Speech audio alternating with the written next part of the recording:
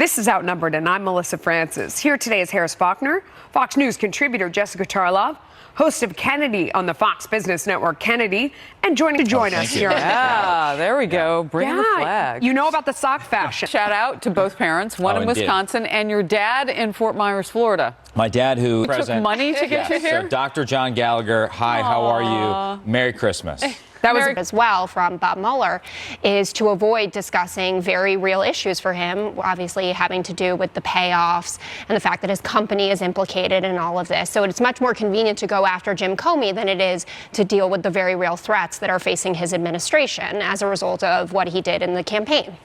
Kennedy? So he didn't bother to ask these basic questions. What sort of a law enforcement director is he if he's not asking who paid for it, who were the parties involved, what was their motivation, what was the information they were going out against Hillary, because he's the one that ruined her campaign with dumping that letter 11 days before. I would say that Hillary Clinton would have fired him much faster. I agree. Because she was still wondering what happened in her law. Did he not anticipate? I mean, but to your point, how could James Comey Really not anticipate the questions that he was going to ask? And then that awkward giraffe immediately went out to the camera and said, all they did was ask me dumb questions about Hillary. Oh, this is so stupid. It's like, no, the American people want the answers to these basic questions that have remained a mystery and created giant gaps where people are filling it with conspiracy So there theories. comes in my question. Because I think discord benefits them, particularly when it comes to energy. Yeah. And I don't trust him. So that was the breaking news. Thanks for that. We'll move on. Battle lines already being drawn over President Trump's outside the box Congress. It is, but And then the two problems, doesn't it? Well, really you get brings the last word on this. Well, I think Kennedy is right to bring up, in the intervening years since 91, there has been a continuation of what I think is the most damaging trend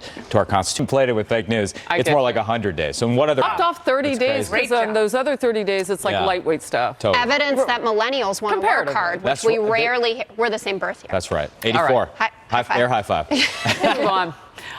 The border wall battle continues in Washington as the threat of a partial government shutdown is looming. $5 billion in border security funding in return for something on DACA. I think that's something we can all take a look at, right? If neither side is willing to budge, then kind of your point, you're not going to get anything done. And, you know, it's Monday. We're going to go into session tonight. Yeah. I need to see legislative text. I can't form an opinion or vote responsibly without actually analyzing the bill. No. You pass it and then you read it. That's right. Read it afterwards. Nancy said that's how things work. It's great. No problem there. All right, Congresswoman-elect Alexandria. And I sort of you're not supposed to be American than I am. I don't think that'll happen to Alexandria Ocasio-Cortez. I don't think that it's smart to throw around terms like subpoena, especially when you haven't even taken your seat yet. And as she then pointed out when she backed up off of it, I'm a freshman, I'm not going to have a good job on any of these committees anyway. But I do think, and I'm not particularly a fan of her politics, she's far further left than I am, she is doing something very important for transparency in Congress with the live. I like the videos because she shows how empty-headed she really is, and her brain is as empty as socialism itself and the ideas that she pushes. I don't have a problem with trolling and counter-trolling, and I don't have a lot of patience for people who get so outraged because they're a long-term incumbent in a primary, and I think she's gotten away from that, and she's bought into her own mystique, which has certainly tarnished a bit in the last few interviews. Congressman, what's her reception been like? I mean, is she getting outside? Truth in that, but certainly, again, both bodies of Congress. Senator. That's true. There you go. Very true. We got to go. We're outnumbered in just a moment. And in Syria. And every time I meet one of them or every time I nominate a kid from Northeast Wisconsin to attend one of our service academies, I am renewed in my belief that this is the greatest country in history and our best days are still in front of us. Well said. We're back here tomorrow at noon. Here's Harris.